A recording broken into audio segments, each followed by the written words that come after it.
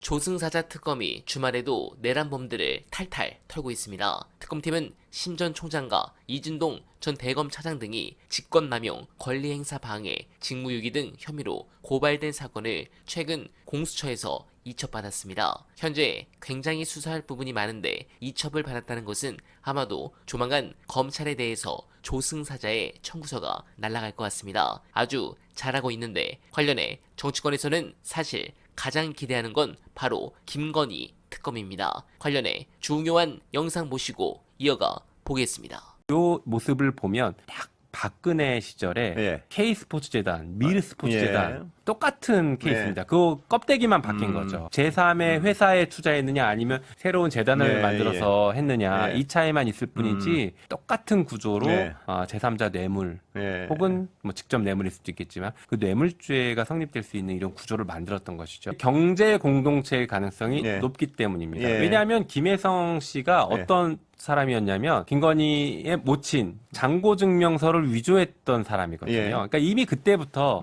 경제 공동체 역할을 해왔던 예. 사람이죠.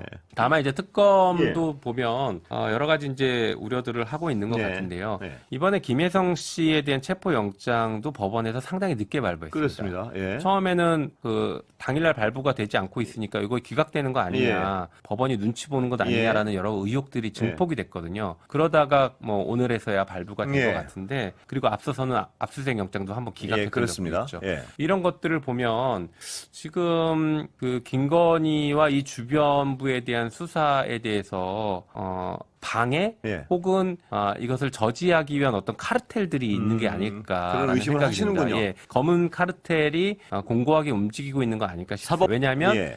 법조 카르텔로 연결이 돼 있는 것이거든요. 예. 사법, 그러니까 판사들 그리고 검사들의 검은 유착 관계가 있을 수 있다라고 보고 있고, 그 유착 관계를 이어주는 것은 보통은 변호사들, 정관 예. 변호사들이 이 유착 관계를 이어주는 고리를 형성하거든요. 예. 그리고 김건희와 윤석열은 전형적으로 법조 카르텔 안에 있었던 네, 사람이지 않습니까? 그렇죠. 예. 그러니까 그 카르텔을 이용해서 요리조리 빠져나가고 여지껏 수사도 제대로 받지 않고 했었던 거 아닐까 싶습니다. 그래서 더 특검이 수사가 일반 사건보다 어려울 것이다라고 그래요? 보고 있는 점이 예. 있습니다. 오히려 윤석열에 대한 수사보다 예. 김건희에 대한 수사가 저항이 더 클 수도 있을 것 같다라고는 봅니다. 물론 이제 물리적인 저항은 예. 윤석열에 대한 저항이 더 예. 있었죠. 경호원들을 예. 대동해서 하는 방식으로. 하지만 보이지 않는 방식으로 동원하고 실제 그 과정에서 뭐 자금이 집행되거나 예. 하는 방식으로 다양한 방식을 동원해서 저항하는 것은 김건희 쪽이 더 심할 수 있을 것 같다는 생각이 듭니다. 예. 백화점식을 모습을 보여줄 겁니다. 예. 앞으로 계속 그게 드러날 겁니다. 네, 공감합니다. 국민의힘이 특검 수사에 정치 보복이라고 반발하고 있지만 궤변에 불과하다는 지적이 나옵니다. 정당한 법 절차를 거쳐 실시되는 특검 수사를